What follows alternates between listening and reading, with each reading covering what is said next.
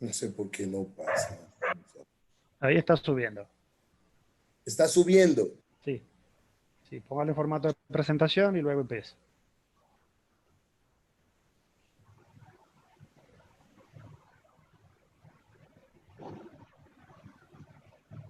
Muy bien, perfecto, perfecto. Ahí está. Sí. Bueno, la vía biliar tiene implicaciones, la lesión de la vía biliar tiene implicaciones clínicas, médico-legales y financieras muy largas, sin considerar el significativo efecto negativo que tiene en la calidad de vida, que dura esto hasta 10 años después del evento de la lesión. Dentro de los procesos judiciales por cirugía gastrointestinal, la lesión de la vía biliar ocupa la primera causa de litigio en los Estados Unidos y Europa, en muchos países de América Latina, y deben siempre debe de ser considerado estas lesiones como no intencionada. La lesión de la vía biliar ocasiona situaciones clínicas complejas asociadas a una mortalidad relativamente frecuente en pacientes previamente sanos. Un paciente que ingresa con una litiasis vesicular simple y que luego salga del quirófano 2, 3, 4 horas después con una lesión de vía biliar se torna aparatoso. Un grado alto de sospecha transoperatoria o inmediato es el mejor escenario para resolutar esta catástrofe quirúrgica. Lo importante es, si hay una lesión, diagnosticarla en el transoperatorio o en el posoperatorio inmediato para que esto no nos lleve al desastre. Algo de historia, la primera colecistectomía convencional se hizo hace 138 años, en el 82. Es la cirugía más frecuente del aparato digestivo. En Estados Unidos se hacen más de 750,000 colecistectomías laparoscópicas anuales. Y como vemos en el 1985, 1987, 88, presentaron los primeros trabajos y se difundió por el mundo gracias al video. ¿Sí? En nuestra República Dominicana, el primero que hizo esta técnica fue el doctor Abel González en el 1991. Aquí hay un fragmento de periódico de la época donde aquello era magnífico, haber extirpado la vesícula biliar a un paciente. Este paciente, según leí la historia, duró casi 2 meses y medio internado después de la cirugía. Yo quiero que pongan atención, por favor, los chicos, a esto, ¿no? Triángulo de Calot y la visión crítica de Stramberg como elemento clave de una colecistectomía segura. Triángulo de Calot y la visión crítica de Stramberg como lo que necesitamos ejecutar para minimizar la lesión de la vía biliar. Aquí nosotros vemos a la derecha de ustedes de la misma, vamos a ver lo que se llama el cuadrilátero triángulo de Bugde. ¿Sí? No, eso no importa. Fíjense que se extiende desde el inicio del cístico hasta la placoda hepática. ¿Correcto? Fíjense en la figurita más abajo cómo nosotros abrimos lo que es un cuadrilátero, un triángulo de Bugde, que es el triángulo hepatocístico, que está conformado por el conducto hepático común, ¿sí? Hacia la parte interna, todos lo saben, conducto cístico por afuera, y arriba tenemos la placoda, o sea, de el surco de la placoda hepática, ¿no? Pero si nos vamos nosotros a lo que es la visión de Stramberg,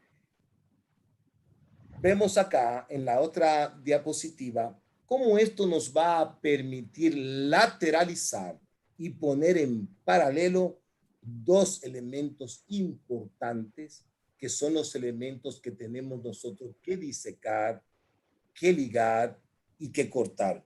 Luego lo seguiremos explicando. En esto se basa la conferencia. Aquí nosotros podemos ver el triángulo hepatocístico de Budde. Como ustedes ven en el surco rayado, este triángulo se extiende hasta la placó del segmento 4 del hígado. A nosotros no nos interesa llegar hasta allá cuando estamos haciendo la técnica de la colecistectomía simple. Esto se diferencia que el triángulo de Calot se encuentra solamente por debajo de la arteria cística. Correcto. Por debajo de la arteria cística. Triángulo de Calot a la izquierda. Por favor, la persona que tiene el micrófono abierto, tenga la amabilidad de cerrarlo. Por favor, se lo suplico. Okay. Entonces tenemos aquí nosotros, tenemos el triángulo de Calot a la izquierda. Fíjense cómo hay una diferencia que desde el punto de vista quirúrgico no es necesario tenerlo en cuenta. La visión crítica de Straver, introducida en el 2002 por Steven Straver, es un cirujano norteamericano.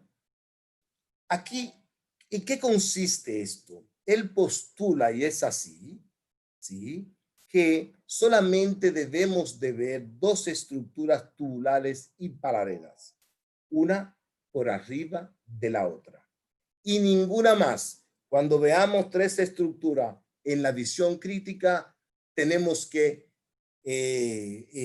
pensar de nuevo dónde estamos, qué estamos haciendo.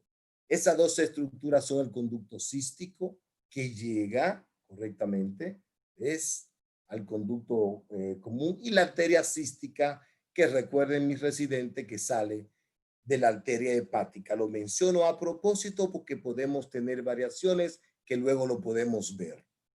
La sistematización en el aprendizaje de una colecistectomía va a minimizar el riesgo de la lesión de la vía biliar o vascular. La sistematización en el aprendizaje de la visión de Straver. La visión implica una tracción hacia la derecha y abajo del infundíbulo y se libera la hoja anterior y posterior para disicar el conducto y la arteria cística hacia arriba sin llegar hasta el lecho hepático. Nosotros podemos ver en la diapositiva de la derecha de la pantalla cómo se tracciona el infundíbulo para ver acá, en este segmento, ver el triángulo separado completamente de este conducto principal, que es el conducto a defender. En la otra diapositiva, que está a colores, ahí se ve muy bien la visión crítica de Strasberg. ¿Qué es lo que nosotros vamos a encontrar en la visión? Cuando hacemos una separación del conducto cístico, de la arteria cística, nosotros lo que tenemos que ver es tejido hepático. Nada más. Tejido hepático. Tejido hepático. Se ve dónde está el conducto cístico, y luego se ve el conducto, la arteria cística.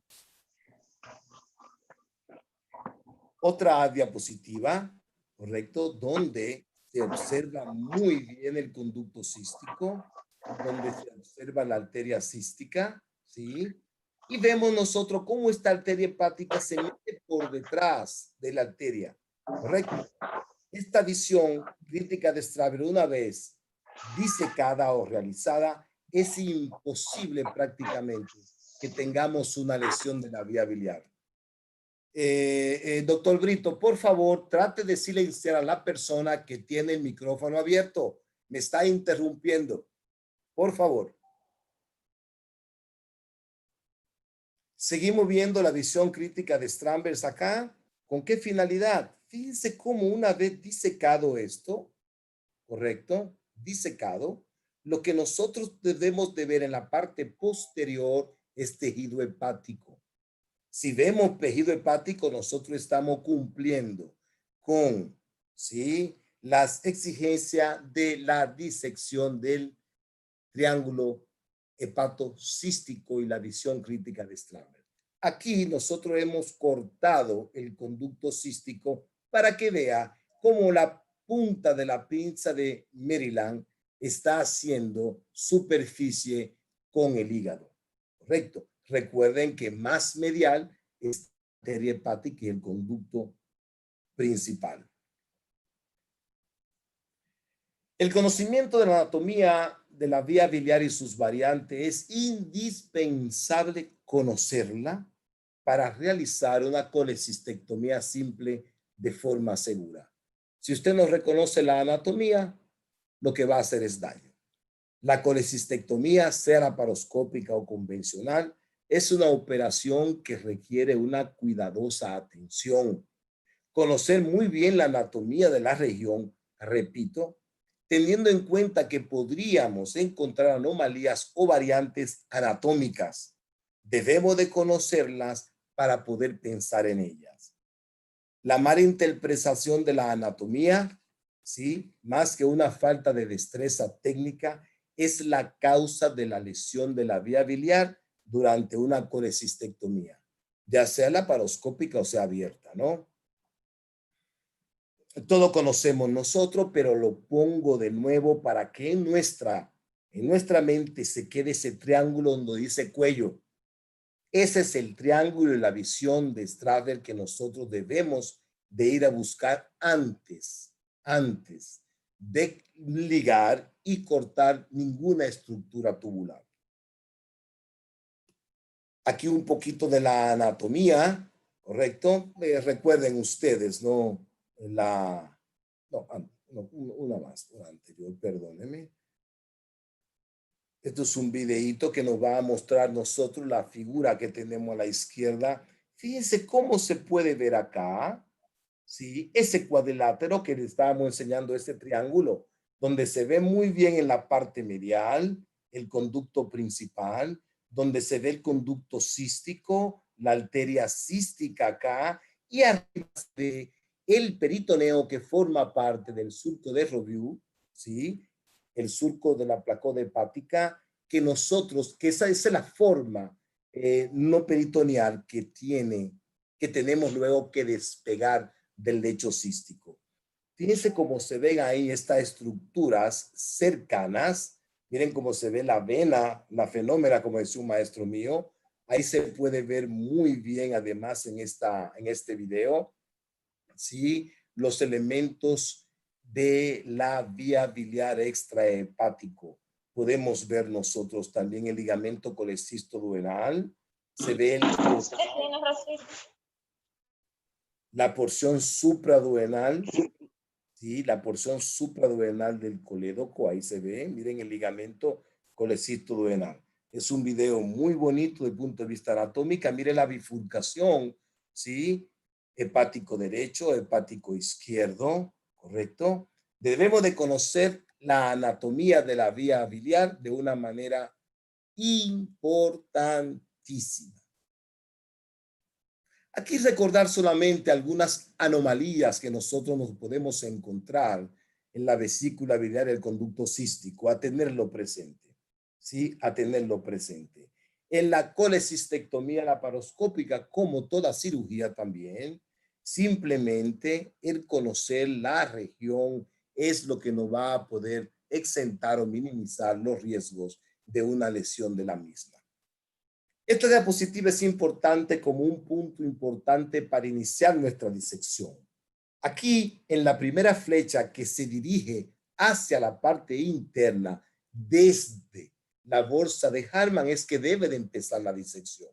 Yo no hago absolutamente nada yéndome, ¿sí?, debajo del conducto cístico a tratar de buscar un elemento que no me lo ha pedido. Siempre nos vamos en la disección pegado a la bolsa de Hartmann, nunca hacia la parte interna, nunca. La colecistectomía laparoscópica es el gore estándar, ¿sí?, para operar la vesícula biliar. Aquí hay un sinnúmero de cosas que no vamos a entrar en detalle de esto, que ustedes lo conocen muy, muy bien. A los muchachos, a los cirujanos jóvenes, a los residentes, siempre le digo, deben de aprenderse la guía de Tokio de memoria. De memoria. La guía de Tokio para colecistitis, ¿no? Porque cuando estamos empezando en cirugía laparoscópica, tenemos que elegir el paciente ideal para nosotros ir poco a poco, ¿sí? Obteniendo práctica. Un paciente que te llegue a la emergencia y te diga, sí, doctor, tengo 2 días con este dolorcito, es una vesícula que va a estar muy bien para un aprendiz. Correcto. El paciente que te dice a 3 a 5 días, ya tú te puedes imaginar que va a encontrar edemas, ¿sí? Muy fácilmente amigable para la disección. Pero luego si te encuentras con cistitis supurativa, que tú piensas que el paciente te dice, perdón, doctor, he venido 3 veces a la emergencia, 4 veces a la emergencia, no soporto el dolor. Yo creo que iniciando la cirugía laparoscópica en la vesícula, creo que si vas a entrar, debe de entrar acompañado siempre de un experto. La guía de Tokio te va a enseñar, ¿sí? Que en la colecistitis crónica tú vas a encontrar un peritoneo posterior. Cuando vayas a buscar la visión de Stramberg, el triángulo de Calot, grueso, fibrótico, y va a causar mucho estrés, mucho estrés. Para minimizar los riesgos también yo debo de tener un buen equipo. No puedo empezar con una cirugía que el insuflador se dañó, que la fibra óptica está rota. Correcto, un buen equipo, así como un buen instrumental. Las 2 diapositivas que están a los lados. Un neumoperitoneo adecuado. Recuérdense, como siempre le digo a mis alumnos de los cursos básicos de laparoscopía, el neumoperitoneo es el inicio del ritual de la laparoscopía. Un neumoperitoneo que salga mal, un trocarbar introducido sobre adherencia sangrante, ya se daña el ambiente quirúrgico, ¿correcto? Es muy importante esto. Recordar nuestro congreso virtual. Entonces, vámonos a la técnica. Yo aquí le voy a demostrar varias cosas con estos casitos nuestros. Vamos a ver qué es importante. Era un paciente con muchos cuadros de colecistitis, pero afortunadamente unas adherencias muy laxas, buenas adherencias. Fíjense acá cómo tomamos la vesícula por la bolsa de Hartmann para traerla discretamente hacia nosotros. Correcto. Ahí estamos visualizando y empezamos como si fuera hojita de cebolla, disecando el peritoneo posterior, detrás del conducto. Mira, detrás del conducto me abre el segmento posterior para cuando vaya a disecar el peritoneo anterior, esa Maryland se vaya suave, completamente suave. Abortas, regresas y miren la facilidad de abriendo el peritoneo posterior primero. Ahí la visión crítica, ahí voy disecando inmediatamente parte del peritoneo que cubre la vesícula biliar. Estoy buscando la arteria cística. Ahí yo estoy disecando, fíjense, lateralizado hacia arriba y hacia la placoda. Ahí yo no tengo ningún inconveniente y tengo la certeza que no me voy a encontrar con la rama derecha del conducto principal. Ahí yo tengo mis 2 elementos tubulares, uno entra, otro sale, ¿correcto? Y mira qué está quedando. Yo estoy visualizando la gasita que tengo detrás o el segmento hepático. Eso significa que la visión crítica está perfectamente disecada. Ya eso me dice que puedo colocar, miren cómo se ve acá, conducto principal, ¿ves? Y vamos a empezar a clipar. No voy a clipar aquí atrás, ¿correcto? No voy a clipar, mire cómo se ve la arteria hepática hacia atrás. No voy a clipar nunca pegado al origen o donde llega el cístico, ¿no? Ponemos nosotros siempre la grapa como montada a caballo, recto, para que tome todo el espesor del conducto, viendo siempre las 2 ramas. Esta vez como pico, como pala. Fíjense cómo yo cedo la tracción cómo cedo la tracción para que no quede tenso y la grapa pueda quedar completamente herméticamente sellada. Siempre pasamos por detrás para verificar un cortecito muy discreto. Nunca cortar de una forma burda, discreto, correcto, lateralizado y solamente, ven, miren cómo se ve la arteria hasta allá. ¿Ves? Estamos libres. Si nosotros empezamos a disecar más abajo, podemos lesionar dicho elemento, correcto. Pero la visión crítica es extraordinaria para eso. Aquellas personas que no lo habían hecho tienen que empezar con eso. Eso ya es, no hay necesidad de hacerlo. Aquí está la arteria cística. Yo cuando tengo un poquito de tejido, ¿sí? Junto con la arteria, no trato de disecarlo, porque es un exceso. Lo que puede sangrar, que siempre hay un vasito al lado de la misma arteria del conducto, ¿correcto? En esto yo la vi un poquito ahí de tejido ancho, estaba con colecistitis, quizá le pongamos una grapita más. Una vez nosotros tengamos cortado estos elementos, tanto la arteria como la ligadura, empezamos entonces al despegamiento de la vesícula del lecho. Correcto. Fíjense cómo está colgando solamente y todo mi pedículo importante está protegido. Siempre está protegido. El HU, un instrumento maravilloso que hay que saberlo usar y tener mucho cuidado. Correcto, es importante. Y siempre empezamos con la punta en la parte, en la pseudocerosa, como yo le llamo, de la vesícula. ¿Ves? Con la finalidad de abriendo y haciendo adherencias. Y la tracción es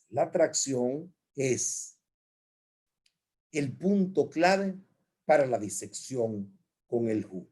Cuando usted la tracción se pierde, retoma la vesícula de nuevo. Fíjense cómo estamos creando adherencias, como yo le llamo.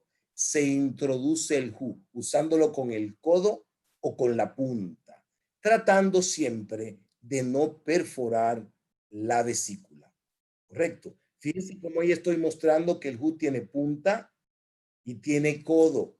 Con el codito se hacen algunas disecciones, se arrastra para crear las adherencias y luego quitarla con el codito. Correcto, siempre dejamos una moñita. ¿Ves? Acá cuando despegamos la vesícula con la finalidad de sostener la vesícula y levantar y abrir el lecho para hacerlo a coagulación. Aquí lo que estoy haciendo es una demostración cuando el HU, ves, puede quemar al lado otras estructuras cuando no están completamente cubiertas. Esa es la demostración. Significa un elemento. Cuando vaya a sostener el hígado, por favor, siempre lo hace con la pinza plana, abierta. Nunca la Maryland para hacer esto. Ahí estamos haciendo una cauterización del lecho y quise poner esto de la gasa con la finalidad de que nunca intenten sacarla a la fuerza. Usted la tuneliza, como yo le llamo a la gasita, ¿sí? Para que pueda sacar eso, te disminuye el mal uso o te pretende lo del trocar. Aquí hay algo importante. A veces tenemos nosotros la aspiración de la vesícula. ¿Por qué parte? Por la parte que está deserosada. Fíjense acá, le damos un girito por esa parte. No. Es más grueso. Un giro, esta es la parte ideal para puncionar y aspirar la vesícula. Una vez se aspira la misma, ¿sí? Se saca por el trócar arriba, desde este mismo, y yo siempre trato de ver los puertos, sobre todo ese, que no sangre, porque yo he tenido en 2 ocasiones que reintervenir a algunos pacientes, inclusive de un sangrado de un trocar de 5 milímetros. Hay que siempre ver y ver la hemostasia.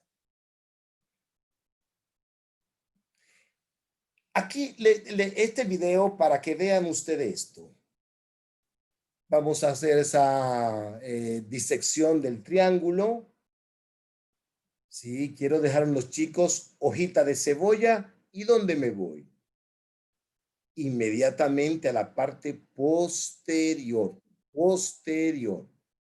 Fíjate la disección. Posterior, que me quede descubierto el conducto. ¿Ves? Correcto. Vamos a ver este. Vamos a ver este video donde no, miren acá donde no se hizo una adecuada disección del segmento posterior. A propósito, para que vean ustedes la dificultad que te puede dar. Mira, mira, mira cómo se queda la pinza, luchando, luchando, luchando con el peritoneo posterior, ¿correcto? ¿Qué puede, si insiste hacer esto, lo que puede pasar es que lesiones el hígado? La titularidad de esta, o el título de este video, hablamos de una arteria cística. ¿Qué tenemos nosotros acá? Ahí estamos buscando la visión de Straver, ya lo conseguimos prácticamente después de luchar con el ligamento posterior. Pero ¿qué pasa? Aquí yo veo esa arteria hepática. Vamos a ver. Vamos a ver acá.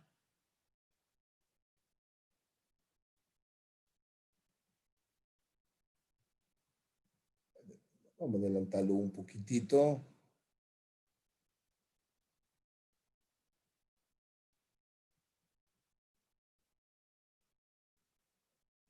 Muy bien. Esa arteria hepática yo la encuentro muy gruesa. Y fíjate dónde está. Prácticamente está en la visión crítica, en el triángulo de calor. Fíjense lo que sigo insistiendo todavía por no haber disecado, si era para enseñanza, el peritoneo posterior. Pero me llama la atención la arteria hepática. Fíjense cómo yo subo un poquito, porque no estoy convencido y empiezo a notar que hay un elemento vascular. Esta es la arteria cística. ¿Ves? Esta es la arteria cística realmente. La que está más inferior tiene que ser la hepática necesariamente. Correcto. Pero porque la observación que me dijo, esta arteria está muy gruesa, no parece la cística, diseco un poco más arriba y me encuentro con la sorpresa de que esa es la arteria cística. Ahí nos vamos nosotros a ligar el conducto cístico, por supuesto, hacemos lo de siempre, hacemos el corte, y la arteria hepática acá, empezamos la disección de la misma. Mira cómo esta arteria se mete hacia la parte de la visión.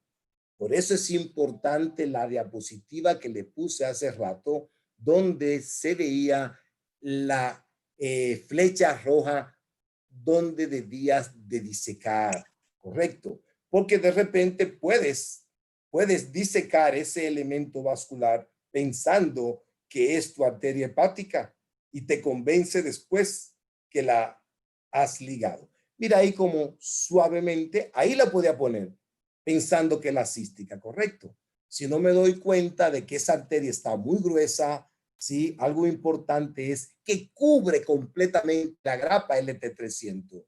Hay que tener mucho cuidado siempre. Cuando tú ves que esta grapa le queda muy chica, tú dices, no, no es posible, no debo de estar bien. Entonces, esto aparentemente, aunque es normal que salga a este nivel, aparentemente tú no esperas encontrarte la arteria a ese nivel, ¿correcto? De ahí la importancia. Muy bien.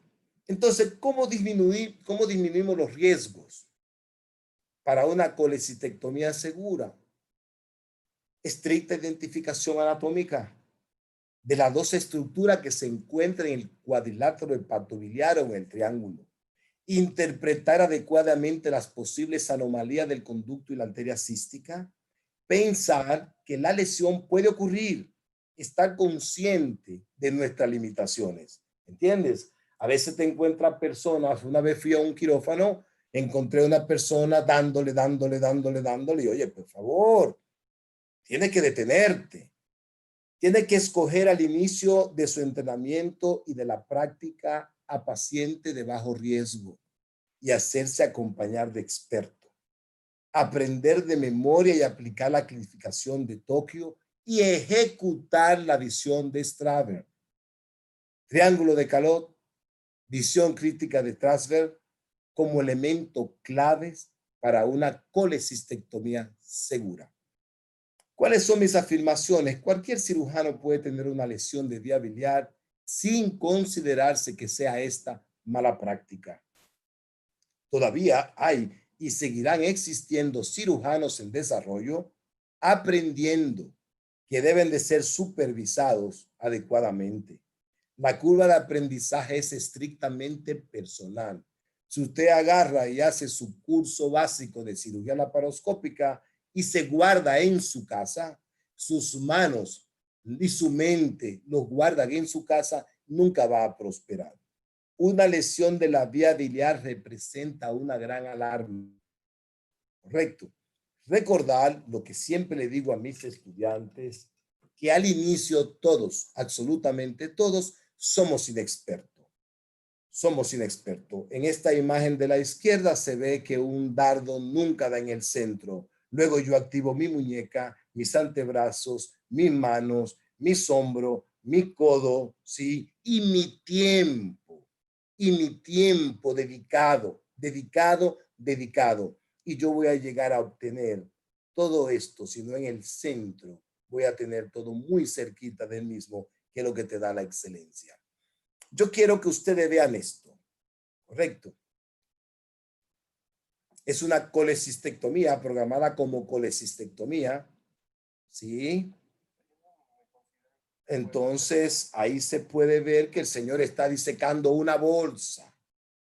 Una bolsa tiene aparentemente mucho tejido pegado porque aparentemente había hecho una colecistitis crónica y sigue avanzando en la disección, ¿correcto? Más grave aún, sigue despegando lo que él piensa que son adherencias.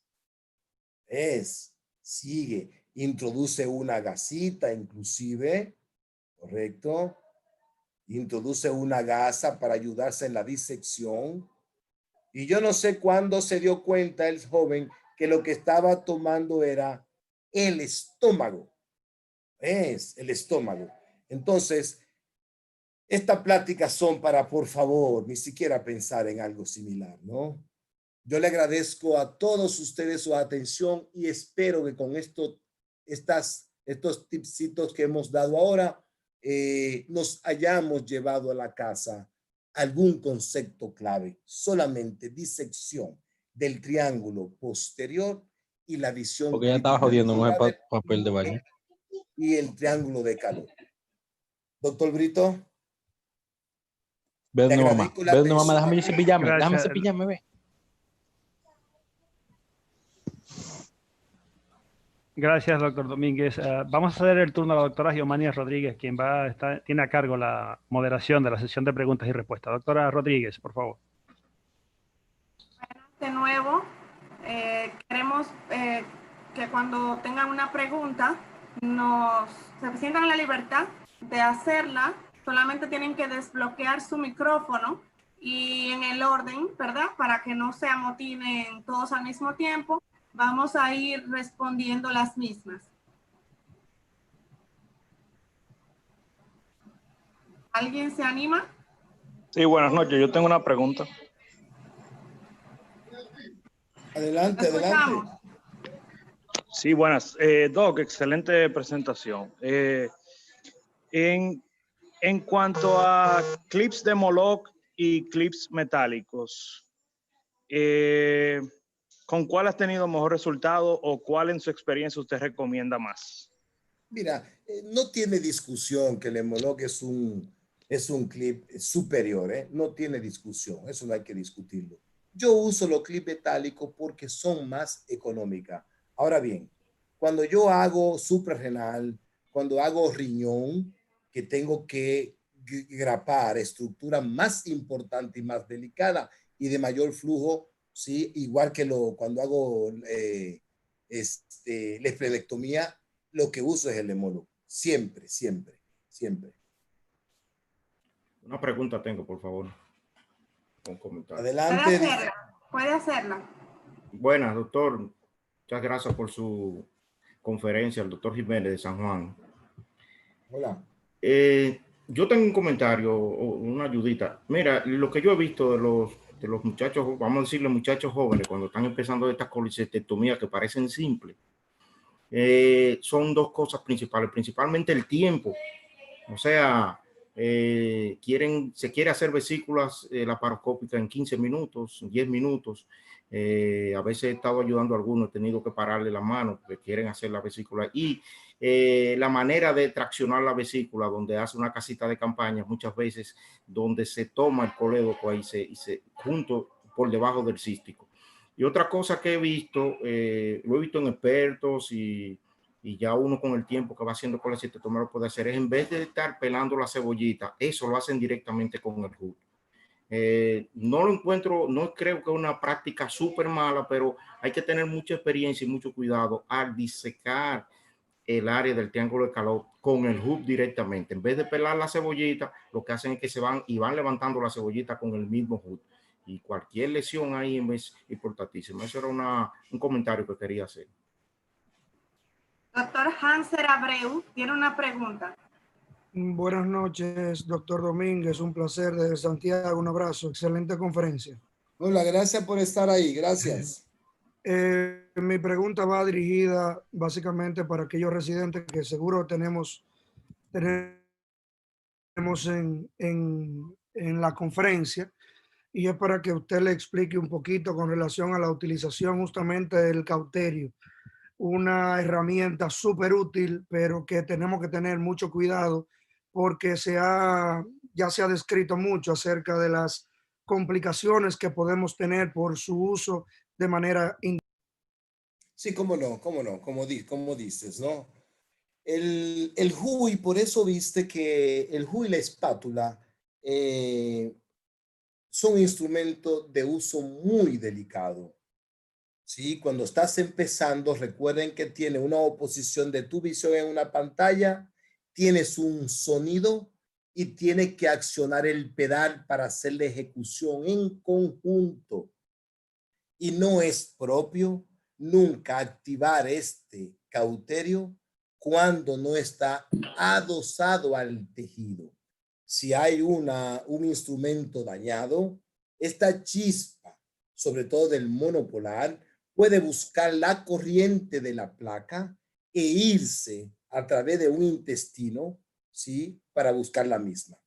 Aparte de que un instrumento en malas condiciones puede quemar milimétricamente, todos hemos visto la lesión térmica que causa la espátula, el HU, ¿sí? Cuando lo colocamos en el lecho que estamos coagulando, ¿no?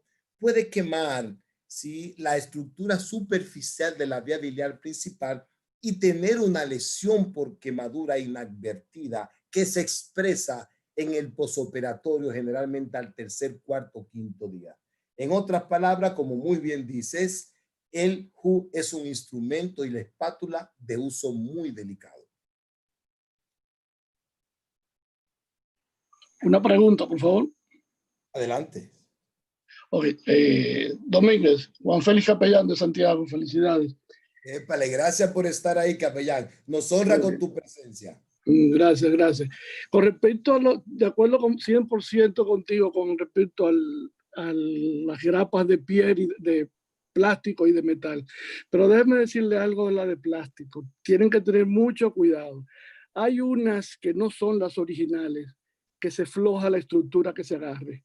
Me di cuenta el año pasado que en un lapso de 4 meses recibí alrededor de 7 iatrogenias de todo el Cibao, de Bonao, Macorís, Mao, Santiago. ¿Y cuál fue el denominador común que empecé a ver? Las grapas. Y son unas que no son las originales, y cualquier estructura, si no está muy gruesa, se te desliza y tú haces toda cosa muy bien, pero de repente, ¡puf!, se te suelta. y te viene entonces el liqueo, te viene el bilioma, el desorden, el sangrado, porque si fue la arteria. Entonces tienen que tener mucho cuidado con eso, porque con la cuestión de los seguros que obligan a que usen lo más barato, tienen que exigir que sea el original porque usted tiene que darle seguridad a sus pacientes. ¿Está bien? Claro, así es. Gracias por tu buen comentario. Agregarle también que para iniciar, cuando estamos haciendo las prácticas iniciales con los muchachos nuevos, el manejo de la pinza del HU es más delicado. Tiene que entrarla un poquito apretada, se caen, se pierden. Eso que dice este capellán es muy importante, ¿entiende? Porque la hermeticidad de esos productos chinos baratos se pierde inmediatamente. Domínguez, ¿cómo está? Buenas noches. Buenas noches. Mucha gente junta. Ramón Camejo. Domínguez, oye, Ramón Camejo, sí. ¿Cómo estás? Hola, hola. Gracias por estar, Camejo. Tu preguntita, doctor. Sí, no, el comentario que hicieron en cuanto a las capas del peritoneo, abrirla con el hook. O sea, no es una mala práctica, pero siempre hay que tener en cuenta que el amperaje debe ser bajo. No debe ser el mismo amperaje cuando que tú lo usas en el lecho. Por eso de lo que hablaron de las estenosis. Siempre, por ejemplo, en cirugía pediátrica, el amperaje para despegar esa capa va entre 8 y 10. No subir el cauterio entre 8 y 10 para tú secar esa capa. Ya luego que baja el lecho sí lo puedes subir más.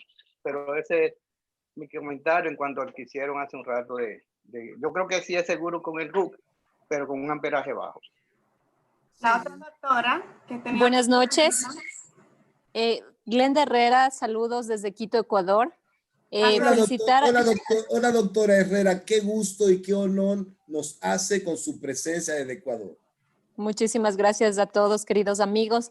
Quiero felicitar al doctor José Ramón Domínguez por esta magistral conferencia, que pues no es una conferencia solamente para los residentes, sino para todos nosotros, cirujanos que estamos día a día en el quirófano y que tenemos que considerar una frase que me gustó mucho, José Ramón, es la que tú dices que solo una vez debemos operar la vía biliar. Y pues esa es la verdad, ¿no? No debemos confiarnos a veces cirujanos que tenemos un poquito más de experiencia, pues nos confiamos y creemos que pues dominamos el sitio o este tipo de cirugía y pues vamos con mucha soltura. Pues no, con tu presentación nos haces nuevamente caer en cuenta que es muy importante que todos conozcamos la anatomía, que todos conozcamos el sitio por donde tenemos que caminar, la manera de hacerlo y lógicamente reconociendo las estructuras es lo más importante.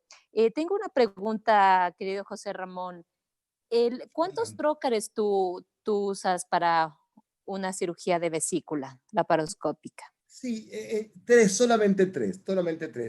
Pongo inclusive en el video, pues lo corté a destiempo, tenía el triángulo para que viera el cirujano joven que se inicia en esto, que la ergonomía y el estar cómodo es un factor muy importante, muy importante. Yo uso un trócar umbilical, uso un trócar en el epigastrio y uno en la punta del triángulo en flanco izquierdo, ¿correcto? Cuando hago 3 trócares, ya cuando hacemos de mínima invasión, ya uso umbilical, suprapúbico, pero para las vesículas siempre uso 3 trócares. Ahí está la técnica, por supuesto, que usan muchos colegas, que eso no es criticable para nada, para nada. Yo soy de los cirujanos de la laparoscopía. Sí, así es. Y que yo pongo todos los trócares que necesito poner. Yo he puesto hasta 5 trócares cuando son pacientes obesos para bajar el duodeno con un separador, otro para traccionar, pero generalmente cuando no necesito usarlo, solamente uso poner más de uno, solo 3. Exactamente, nosotros acá un poco tendemos a poner 4 trócares. Lógicamente el expertise del cirujano es el que va a decidir, pero un poco para los chicos, para los doctores cirujanos jóvenes que están empezando y como tú dices, usamos los trócares que sean necesarios. Nos gustan 4 trócares porque eso nos va a permitir traccionar el fondo de la vesícula, que ayuda Claro. una mejor exposición, una decisión de tener problemas. Entonces, la recomendación, vuelvo a insistir, para las personas que pues nos acomodamos con 4 trócares y para las personas que están empezando, pues es esa, ¿no? Muchísimas gracias y felicitaciones una vez más y un abrazo a todos nuestros queridos amigos de la linda República Dominicana. Gracias, Tenemos gracias. una pregunta con el doctor Ricardo Torres. Sí. El doctor Ricardo Torres. Por favor, Elaine Sedano. Gracias, gracias. Su micrófono lo apaga, por favor. Muy gentil.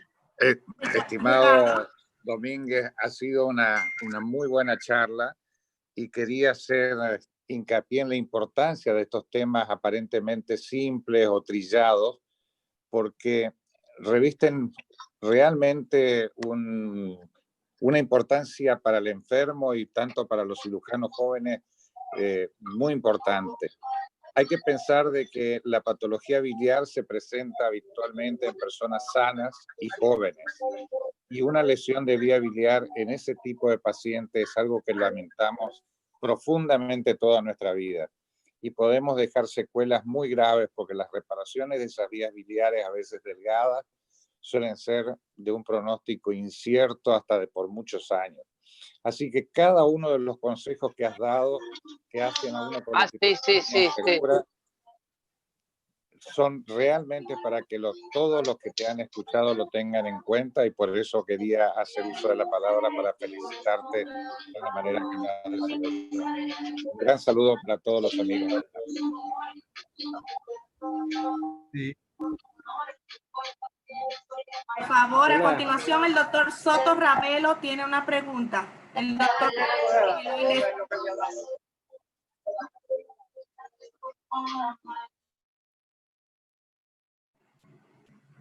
A ver, Soto, ¿puede abrir tu micrófono, Soto, por favor? Digo, de conectar los micrófonos al que no está hablando para que podamos oír todos. Increíble. Buenas noches.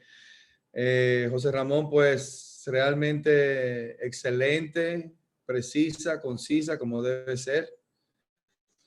Nosotros como cirujanos pediatras no tenemos esa gran casuística de problemas de vías biliares como lo tiene el adulto, pero sí se presenta, y sobre todo se presentan patologías de litiasis vesicular en niños tan pequeños como hasta de 2 años y de meses. Entonces, yo creo que lo fundamental es, primero, la vía biliar es como la malformación anorrectal. Debe ser operada una sola vez y de manera correcta y exacta para no crear lesiones que van a dar al traste con la salud de un paciente. En este caso, un paciente adulto, y en un caso un niño que tiene una sobrevida de 70, 80 años. Entonces, lo primero es que uno debe de cumplir la curva del aprendizaje. Nadie nace sabiendo. Como bien dijo el doctor José Ramón Domínguez, uno debe de cumplir un programa de entrenamiento, acompañarse de personas que tienen más experiencia que uno para ejecutar el procedimiento. El doctor José Ramón Domínguez, la experiencia que tiene ahora no la tiene cuando empezó. El doctor José Ramón Domínguez, como otros maestros, empezaron desde lo básico y fueron caminando hasta ser expertos. El ser experto lo da la experiencia, la conciencia de hacer las cosas bien y de acompañarse de las personas que uno tiene que acompañarse, que tienen más experiencia que uno, hasta que uno llegue a la curva del aprendizaje donde uno puede hacer las cosas solo, y como quiera, aún así, uno siempre necesita mayor aprendizaje. Entonces, la vía biliar es una situación que debe ser operada una sola vez, como bien resumió el doctor José Ramón Domínguez. Y el consejo es: no entremos solo cuando no sintamos tener la capacidad para hacerlo. Nadie lo va a usted a criticar porque usted se acompañe del doctor José Ramón Domínguez, del doctor Domínguez, del doctor Betances, hacer una cirugía del doctor Báez, en fin. Eso a usted lo realza, porque uno siempre tiene que pensar en el paciente. A uno le entregan una vida y una salud y uno tiene que corresponder en ese sentido. Entonces, por lo tanto, nosotros como cirujanos debemos tener siempre presente que nuestro norte es no hacer daño. Y no hacer daño significa usted tener la convicción de su nivel de preparación y acompañarse en los momentos que usted tiene que acompañarse. Eso a usted lo engrandece como médico y los familiares y su paciente se lo va a agradecer de por vida, porque uno lo que siempre quiere es el bien para su paciente. Entonces, uno tiene que cumplir su rol, su nivel de aprendizaje, su curva de aprendizaje y ser cautos, ser precisos, ser cuidadosos. La cirugía no es entrar con un cronómetro, el que más rápido opere, no. Mi maestro decía que la cirugía correcta y la que mejor se hace es la que usted lleva los pasos precisos para operar y que todo salga bien. Así que, José Ramón, gracias por transmitir tu experiencia y tus conocimientos que nos sirven a todos.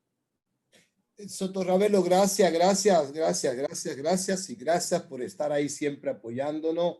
Recuerdo cuando hicimos el curso que estaba con los cerditos hace ya 15 años, ¿no? Muy bien.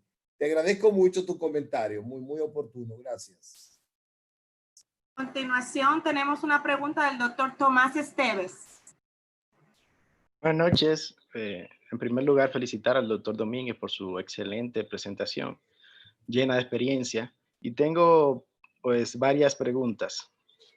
En primer lugar, con relación a la colocación del primer trocar, sobre todo, ¿qué tips nos puede dar cuando el paciente, por ejemplo, tiene cicatriz infraumbilical? ¿Cómo hacer el neumoperitoneo? Si lo hace en todos los pacientes usando la aguja de Verres de inicio o no. Y yo sé, me consta que usted ha convertido pocos pacientes. En el tiempo que estuve trabajando con usted, nunca lo vi convirtiendo una vesícula laparoscópica abierta, pero ¿cuándo decir ya basta? ¿Cuándo decir ya tengo esta vesícula, tengo que convertirla? Para ver si nos puede comentar algo de eso, por favor. Sí, cómo no. Para mí es un placer escuchar tu voz, Fravren, desde México. Sabe que te quiero. Muchas gracias. Te agradezco que estés ahí, un alumno bien distinguido. Bueno, generalmente hace muchos años yo estoy entrando el primer trocar sin haber hecho el neumoperitoneo primero. Eso no es lo correcto para principiantes, no es lo correcto, porque el neumoperitoneo creado previamente con la aguja de Verres tiene una implicación muy importante: separar la pared anterior del abdomen del retroperitoneo para evitar lesiones. Correcto. Ya con la práctica uno va, bueno. Ahora bien, en pacientes delgados siempre introduzco una aguja de Verres. Siempre. Precisamente para evitar alguna lesión al retroperitoneo, que son catastróficas, por supuesto. Entonces, cuando hay cicatriz infraumbilical, nunca me voy hacia la pelvis, sino lateral. Y el 95% de los pacientes, eso es basado en evidencia, el 95% de los pacientes que tienen una cicatriz infraumbilical por cirugía previa va a encontrar adherencias. Y ya te puedes imaginar lo que ocurre, que tú entres tu primer trocar entre una maraña de adherencias sangrante. Ya no sabe qué hacer, no va a haber. Cuando yo tengo una buena historia clínica de el paciente, de sus antecedentes quirúrgicos, que lo han operado 2 veces, que yo me imagino cómo estaría esa cavidad abdominal, yo lo que hago es un Hassan. Hago una mini laparotomía, pongo mis puntos como todos sabemos, introduzco el dedito hasta colocar el trocar. Esos son los 3 conceptos básicos que nunca debemos dejar a un lado. Primero, empezando cirugía laparoscópica, siempre aguja de Verres, que ustedes conocen la técnica. ¿Correcto? Luego, Cuando tiene mucha experiencia y así lo deseas, tú introduces el trocar manual, ¿no? Manual significa sin el neumoperitoneo previo. Todo paciente delgadito, dependiendo de su estatus corporal, tiene que usar el aguja de Veres para el neumoperitoneo. Eso es importante. Cicatriz infraumbilical, te vas lateral con el primer trocar. Eso nunca debe de obviarlo, nunca debe de pasarlo por alto. Te agradezco, Fraile, tu presencia. ¿Alguien más tiene alguna pregunta o damos por finalizada la sección? Yo quiero un turno, por favor. Tómelo, Johnny Díaz. Sí, buenas noches. Yo soy alumno de hace más de 15 años del doctor José Ramón Domínguez. Fue el que me enseñó lo que sé de cirugía laparoscópica. Y siempre tengo mi comentario de que hay mucha gente que ha hecho cirugía laparoscópica y hace cirugía laparoscópica en el país. Pero yo creo que al doctor José Ramón Domínguez le cabe el mérito de ser el que realmente ha compartido sus conocimientos, lo ha enseñado prácticamente a cambio de nada. Y ese es algo que tenemos que reconocerlo nosotros del doctor José Ramón Domínguez. Bueno, mi comentario con respecto a los casos de colecistectomía laparoscópica y todo lo que se refiera a procedimientos por vía laparoscópicas es que los tips que el doctor ha dado precisamente están relacionados con lo que es la lesión más grave que se presenta en el caso de las vías biliares. Pero como en toda cirugía laparoscópica, nosotros también tenemos que tener en cuenta desde que se hace el neumo, desde la colocación de los trócares, desde el uso del cauterio, el uso del HU, todo eso son datos también que tenemos que tener en cuenta, porque si no también muchas veces lo pasamos desapercibido y son causas de que se nos compliquen los pacientes. En el caso de la pregunta que se hizo con respecto a cuando hay cicatriz infraumbilical, yo ahí, ustedes saben que tenemos dos técnicas para realizar el neumo, y es a través de la técnica de Hassan o a través de la aguja de Veres. Regularmente, en ese caso, yo lo que trato es de entrar ese trocar, o sea, hacer el neumoperitoneo a través de la técnica de Hassan. Hago la incisión a nivel de la cicatriz umbilical y entonces veo todo por donde yo voy a entrar en mi trocar, y ahí procedo entonces a realizar ese neumo, y eso me da más seguridad. Desde luego, mi maestro, el doctor Domínguez, me enseñó a entrar a través de la aguja de Veres. Regularmente él hace el neumo de esa forma, pero yo lo voy haciendo de esa forma. Me da más seguridad, me siento más confortable, y por eso mejor lo hago de esa forma. Es cuanto mi comentario. Gracias, Johnny. Gracias. No, yo no tengo pregunta, más bien era un comentario. No, la pregunta es al resto del auditorio. Si alguien más tiene alguna pregunta. Ah, perfecto. Bueno, si no hay más preguntas, entonces vamos a dar por finalizada nuestra sesión de preguntas. Gracias, doctora Giovanni Rodríguez, por la coordinación de esta parte de la actividad. Vamos a proceder a dar algunas informaciones ante la fase final de esta actividad. Ese es el certificado de conferencista para el doctor José Ramón Domínguez Cabral. Se lo vamos a hacer llegar vía correo electrónico, al igual que la doctora Giovanni Rodríguez, para fines de su participación como coordinadora de esta parte. Algunos avisos importantes. La próxima sección que tiene el Colegio Dominicano de Cirujanos en su webinar de los jueves es el jueves 28. Vamos a hablar de manejo de nódulo tiroideo. Estará haciendo un análisis crítico sobre decisión de biopsia con aguja fina según los patrones de ultrasonido el doctor Mauricio Hurtado López desde México.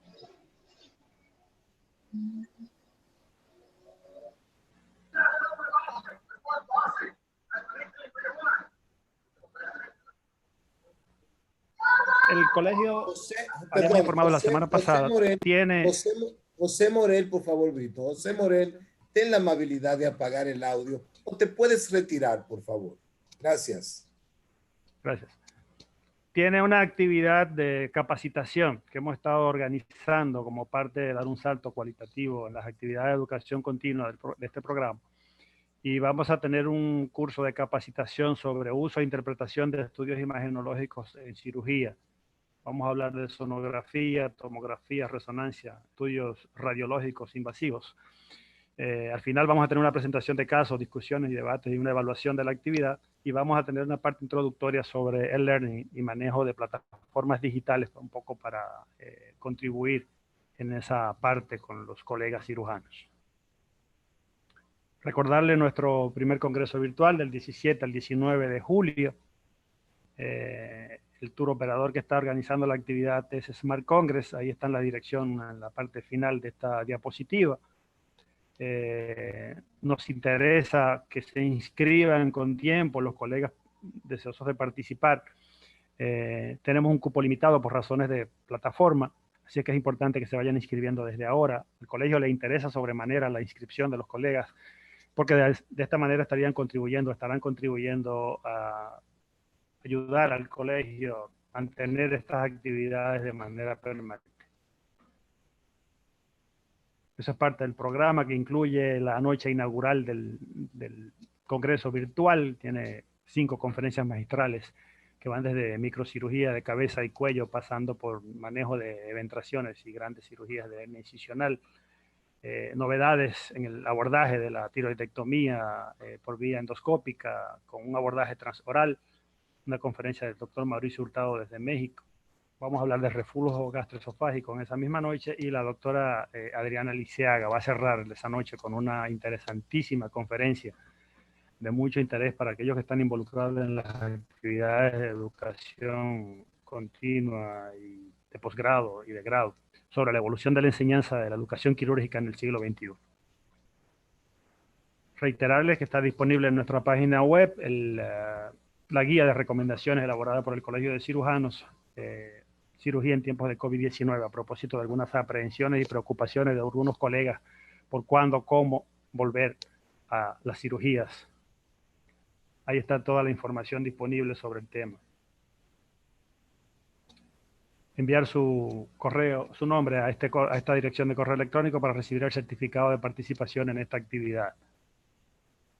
Gracias por participar en esta conferencia, pero antes de cerrar, yo voy a cederle de nuevo el turno a la doctora Giomania Rodríguez, que tiene una información que da de interés para los cirujanos de la filial este y que queremos compartir también con los demás colegas que nos acompañan. Doctora. Buenas noches. La filial este tiene a bien presentarles nuestra plancha para las próximas elecciones que tenemos pautadas para el Colegio Dominicano de Cirujanos. En la filial este estamos proponiendo una plancha que fue consensuada con las diferentes provincias. Tratamos de poner representantes en cada una de ellas. La misma va a estar precedida por una servidora, la doctora Giomania Rodríguez Moya, quien actualmente es secretario de la plancha actual, y acompañada por la doctora Rafaida Abud, quien va a ser vicepresidente y representando la provincia de La Romana. También tenemos al doctor Argelis Calzado representando a la provincia de Higüey, quien va a estar como secretario, y el doctor Ané Mariñez, quien va a fungir como tesorero. Como vocal asesor tenemos a la doctora Isabel León representando a la provincia de La Romana, quien es nuestra actual presidenta de la filial este. Como primer vocal, al doctor Miguel Vargas, que representa a la provincia de Atomayor, Segundo vocal, la doctora Pamela Hiraldo, que representa a la provincia de San Pedro de Macorís. El tercer vocal es la doctora Kirsi Ramírez, representando a la provincia de Higüey. Y el cuarto vocal, el doctor Franklin Mota, representando también a la provincia de San Pedro de Macorís. Esta plancha la hemos conformado con el objetivo de dar continuidad al programa que venimos desarrollando sobre educación continuada y algunos otros aspectos que se han fortalecido en la gestión actual en lo que es la filial este. Y si alguno de los miembros de la filial este tiene alguna otra propuesta, puede agotar el proceso de someter una nueva plancha ante la directiva central, rigiéndose siempre por los estatutos establecidos en el Colegio Dominicano de Cirujanos. Sin más, doctor Brito. Muchísimas gracias, doctora. Excelente la iniciativa de la filial este sobre este tema que ya hemos estado conversando desde otros escenarios con las diferentes filiales del Colegio Dominicano de Cirujanos, y reiterarles la motivación a las 4 restantes filiales para que tomen la iniciativa en esa misma dirección y puedan agotar el proceso de selección de las correspondientes planchas que van a dirigir o proponer para dirigir cada una de las 5 filiales que cuenta el Colegio Dominicano de Cirujanos, recordándoles que este es un plazo que tienen este mes y parte del mes de junio, porque a finales o mediados del mes de julio se estarán celebrando probablemente las elecciones nacionales de la Junta Directiva Nacional y deben estar ya previamente seleccionadas cada una de las filiales. Sin más información, salvo que el presidente quiera agotar algún turno, ya no en condición de conferencista, sino de presidente del colegio, vamos a dar por finalizada y cerrada esta sesión del día de hoy, agradeciendo vez nueva a la filial este la iniciativa de organizar esta actividad. Bueno, gracias, doctor Brito. Gracias, doctora Giomania Rodríguez. Solamente le reitero las gracias a todos los participantes. Un abrazo grande y gracias por el apoyo. Seguimos. El jueves próximo nos vemos. Gracias.